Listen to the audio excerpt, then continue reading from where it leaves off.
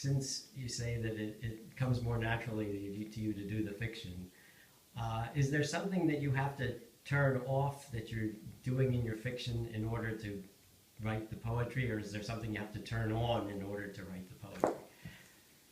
Well, poetry has been neglected lately. Sorry, poetry. For shame. But see, Nate keeps bugging me to finish his story.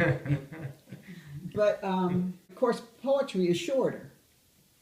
So there's a lot more emotion because you don't have much space to fit it in there. And most of the poetry is like, it's a heavy thing. I don't know if we have time for one more, but there's one. It really, an incident.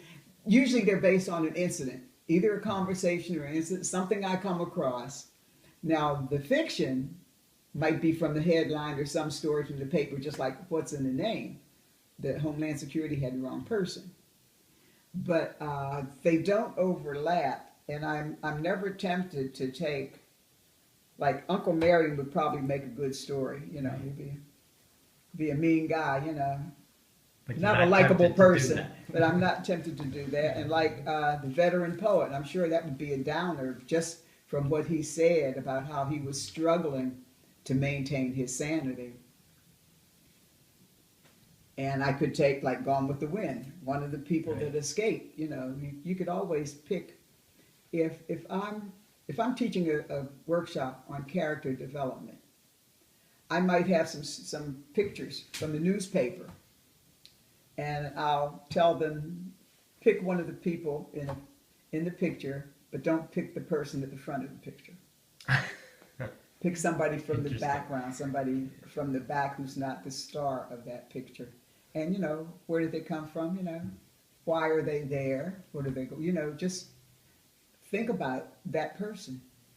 Okay, Alice. Okay. This is Lily. I used to belong to, before they tore down the building and put up the Taco Bell on City Avenue, there used to be a big blue bubble, which was a health club. And I used to go after school. I'd go there. And when you go to the gym the same time, on a particular day, the same people were there. And so that's how I met Lily. And she was on a treadmill. To me, a treadmill is one of the most boring things. I'm on it for 5 minutes, and it feels like 5 hours. So you carry on conversations with people to make the time go. So this was Lily, and when I met her. And this takes place over time. It wasn't, just one time. Lily, she smiled. Every time I saw her at the health club, she smiled. Walking side by side on treadmills, we shared our lives. She spoke in a barely there voice. She lived around the block, almost behind the club. Her husband was a tailor with his own shop. She helped mend customers' clothes. Her daughter had 2 children, Lily's only grands. All conversations were on the surface, nothing to hint at her past. One day, she had on the short sleeves, and I noticed her arm just below the short sleeve. My breathing stumbled and shallowed. The numbers were blurred and faded with age. I never heard what she said next. Her tattoo drowned out all sound. Yeah, no wonder. Yeah, it was, and you don't question, it's just, and then all I could think of, she's smiling all the time. How could she be smiling instead of wanting to kill somebody or to get even? And she wasn't that old. She had to have been a child at the time. Right. But that was Lily. I don't think I ever showed her the poem.